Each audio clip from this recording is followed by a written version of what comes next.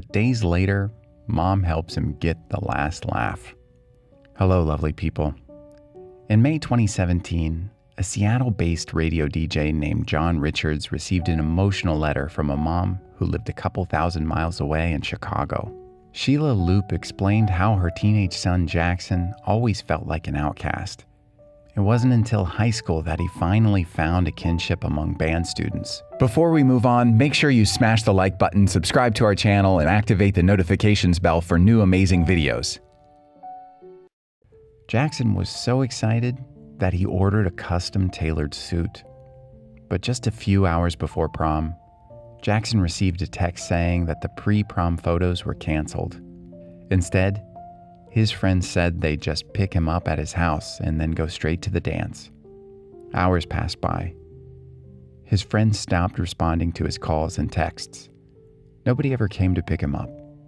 When Jackson realized he'd been ditched by his so-called friends, Sheila and the rest of their family watched him all but collapse in the kitchen.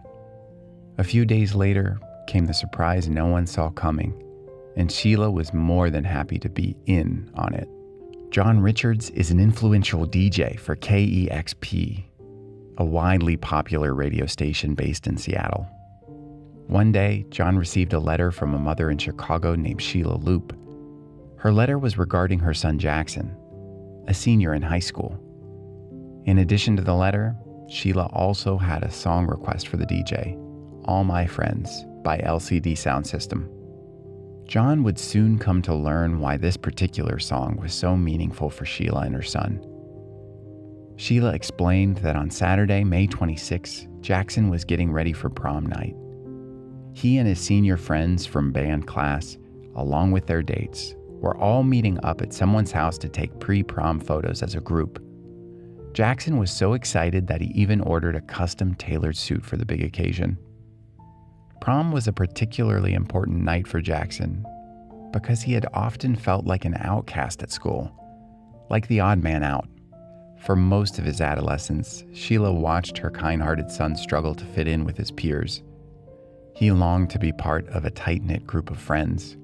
When high school came around, Sheila was hopeful that he'd finally find acceptance and kinship among the band kids.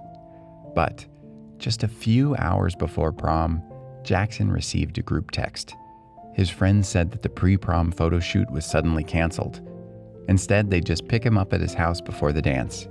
Hours passed by. Jackson eagerly waited until 6 p.m., but his friends stopped responding to texts and calls.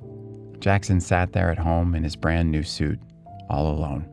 His younger brother and sister and I watched him as he started to realize that he was being ditched. And I have to tell you that in my 18 years of parenting, I've never felt so much pain, Sheila said. It was mixed with an indescribable amount of rage. After changing out of his suit and trying to come to terms with the fact he'd been stood up, Jackson logged onto Facebook. Staring back at him on the screen were his friends, smiling and posing together in their prom outfits. They had met up to take their group photos after all. They just didn't include Jackson. Sheila said her heartbroken son all but collapsed in the kitchen. But then came the surprise no one saw coming. A couple days later, Sheila received a text message from a girl named Sophie.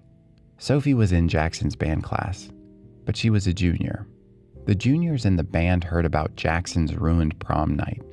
Sophie asked Sheila to secretly place Jackson's custom suit in the trunk of his car. She then told Sheila that Jackson was invited to a friend's house on that following Monday, which was Memorial Day. Jackson assumed it was just a casual gathering and was happy to oblige. When he arrived that Memorial Day, he saw a group of juniors from his band class all dressed up in their formal wear. They told him to look in his trunk, where he unexpectedly found his suit. The friends spent all day posing for do-over prom photos and eating fake prom cookie cake. John, the radio DJ at KEXP, was so touched by Sheila's story that he posted it to Twitter, where it went viral. Take a second to get to know some amazing kids who, on a Monday, changed one life, he wrote. This is a must-listen read. I'm not crying, you're crying.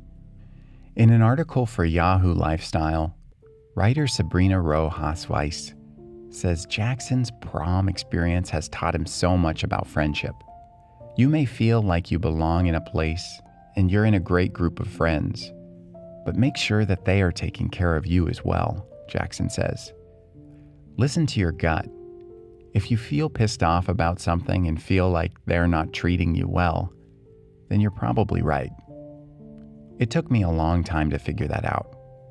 You're going to find plenty of people that find you interesting and will actually care about you in the end. There are 7 or 8 billion people. At the same time, we feel like we're isolated with these few groups of people. And if they're gone or you decide not to be friends, then you're alone. But there are plenty of people out there, even outside of your country. Jackson's family is now thanking his real friends for taking care of him and giving him the prom of his dreams. Did you like this story? Check out our channel for more.